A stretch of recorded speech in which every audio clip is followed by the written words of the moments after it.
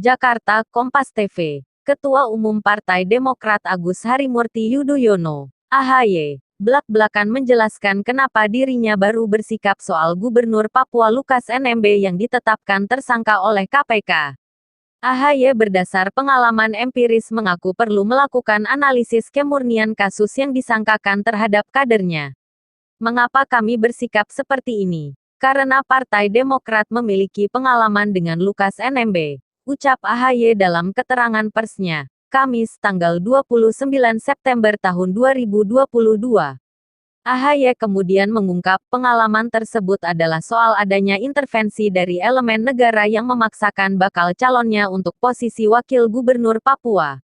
Pada tahun 2017, Partai Demokrat pernah memberikan pembelaan kepada Bapak Lukas NMB ketika ada intervensi dari elemen negara untuk memaksakan salah seorang bakal calon wakil gubernur sebagai wakilnya Pak Lukas dalam Pilkada tahun 2018 yang lalu, ungkap AHY. AHY kemudian menegaskan, penunjukan soal calon wakil gubernur untuk Lukas NMB yang diintervensi elemen negara sepenuhnya kewenangan Partai Demokrat.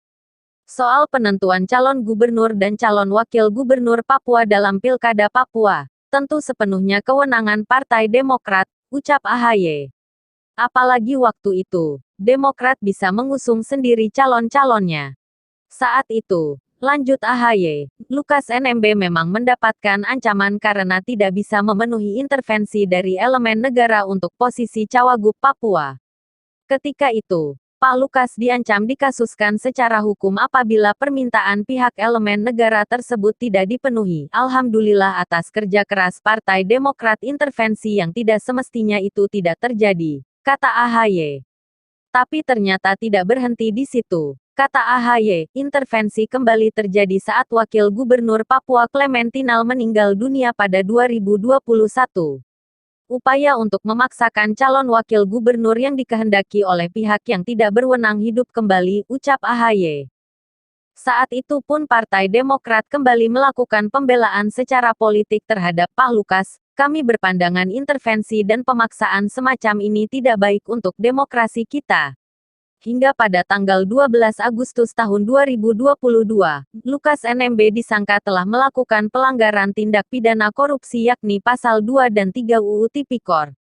Proses kemudian berlanjut pada tanggal 5 September tahun 2022. Tanpa pemeriksaan sebelumnya, Lukas NMB langsung ditetapkan sebagai tersangka dengan jerat pasal 11 dan 12 dengan delik gratifikasi. Menyikapi hal tersebut, AHY menegaskan Partai Demokrat memegang teguh segala komitmen dan upaya penegakan hukum, termasuk menghormati proses hukum yang berjalan. Kami hanya bermohon agar hukum ditegakkan adil, jangan ada politisasi dalam prosesnya juga mari kita hindari trial by the press, ujar AHY. Kami juga mendukung upaya hukum Pak Lukas untuk mencari keadilannya, selama proses itu berjalan. Selama Pak Lukas berhalangan menjalankan tugasnya atau nonaktif, maka kami menunjuk Saudara Willem Wandik sebagai pelaksana tugas. Jangan lupa like, share, komentar, dan tekan tombol subscribe. Terima kasih.